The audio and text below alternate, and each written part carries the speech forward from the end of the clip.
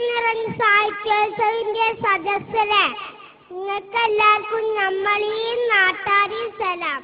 അസ്സലാമു അലൈക്കും. ലോകമൊട്ടുക്കും ഇന്ന് സാമ്പത്തിക മാന്ദ്യത്തിൽ കറങ്ങാണ്. അമേരിക്ക അടക്കല്ല വലിയ കിബറന്മാരൊക്കെ പൊട്ടി പാളീസായി.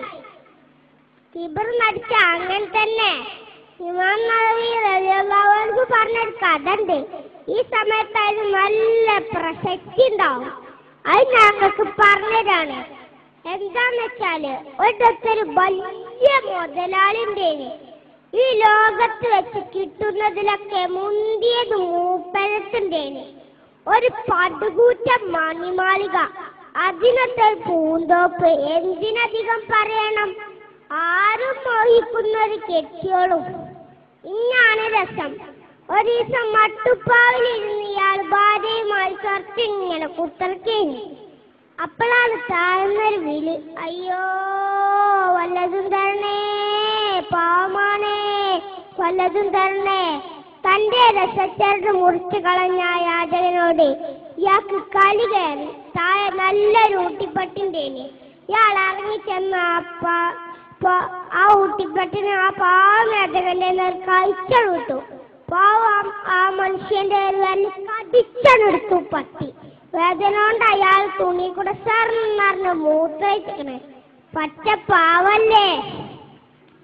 സംഗതി ഏതായാലും മുതലാളിന്റെ പെണ്ണുങ്ങളെ നല്ലോളേത്. ഓള് പറഞ്ഞു, ഇക്ക നിങ്ങളെന്താ കാട്ടിയത്?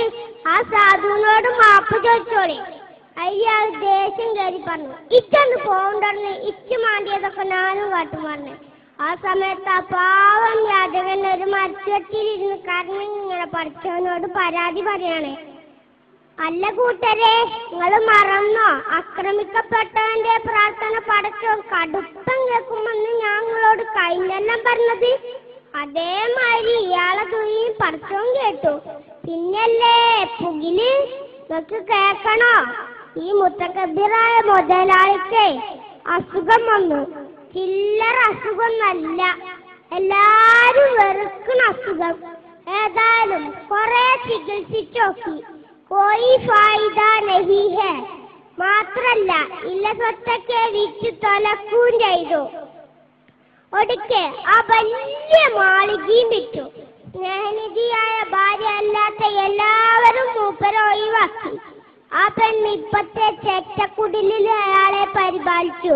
പക്ഷെ ഓളെ കുടിക്കാര് വന്ന് ഓളെ ബലമായി കൊണ്ടുപോയി. കുറച്ചു കാലങ്ങൾക്ക് ശേഷം ഓളെ വേറെ കെട്ടിക്കുകയും ചെയ്തു. മാപ്പിളന്റെ ഓർക്ക് ചെന്നപ്പോഴല്ലേ സംഗതി അറിയുന്നു. മൂപ്പരത് വെല്ല് മുന്നിക്കണേ. ഒടുക്കം മോക്ക് മനസ്സിലായി ഇത് പഴയ യാചകനാണെന്ന്.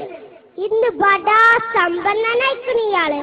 അങ്ങനെ പുതിയണ്ണും പുതിയാപ്പളയും സസുഖം കഴിഞ്ഞ് ഇങ്ങനെ ഇരിക്കേന്. അതിനിടക്ക് ഒരു ദിവസം പേരന്റെ മുറ്റത്തുനിന്നുണ്ടൊരു വിളി, അയ്യോ വല്ലതും തരണേ, പാവമാണേ, ഇപ്പൊ ചാകുവേ.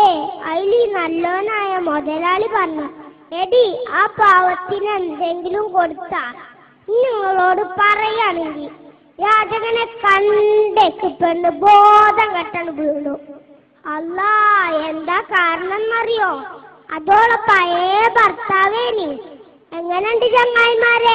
അതുകൊണ്ട് ആരും കിബർ കാട്ടണ്ട, പാവങ്ങളെ കണ്ടില്ലെന്ന് നടിക്കണ്ട. മേലെ ഒരുത്തനുണ്ട്, മറക്കേട്ടോ.